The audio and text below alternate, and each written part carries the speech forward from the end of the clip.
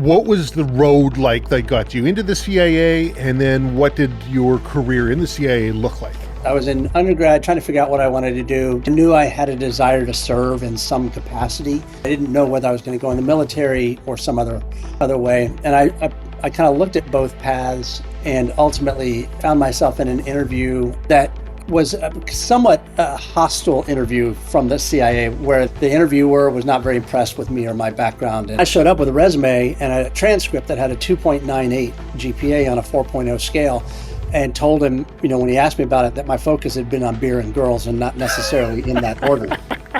Probably something in the flippancy with which I answered some of his questions, maybe the cockiness that I carried around that time of my life as well, something he didn't connect with, but it also made him recognize that perhaps there was a connection to the operations field. Went through a kind of a 9-month interview process with lots of psychological exams and physical exams and tests and so on and so forth, before ultimately getting hired on as a clandestine, meaning undercover case officer, whose role was to go out overseas and recruit and run intelligence assets against a wide range of targets: counterterrorism, Russia, China, all of those things.